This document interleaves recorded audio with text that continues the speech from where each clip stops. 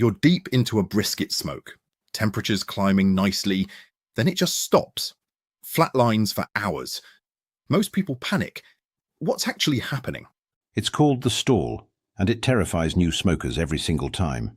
The internal temperature climbs steadily for the first few hours, then plateaus somewhere around 65 to 77 degrees Celsius, and just sits there, sometimes for hours.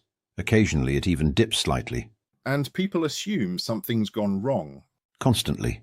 For decades, pitmasters blamed the meat itself. Collagen fighting back, fat rendering, some vague chemical transformation happening at that temperature. And none of that's true. None of it. There's a brilliant experiment that proves it. A physicist put two things side by side in a smoker at the same temperature. A real piece of meat and a plain wet sponge on a probe. No protein, no fat, no collagen. Just water and cellulose. A sponge. A sponge, and it stalled, at almost exactly the same temperature as the meat. So it's got nothing to do with what's inside the meat at all? Nothing whatsoever. It's evaporative cooling, the exact same thing that happens when you sweat.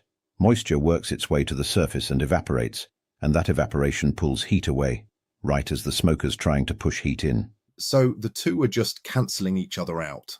Precisely. At low smoking temperatures, the cooling from evaporation and the heating from the fire land almost perfectly balanced. Neither wins, so the internal temperature just sits there.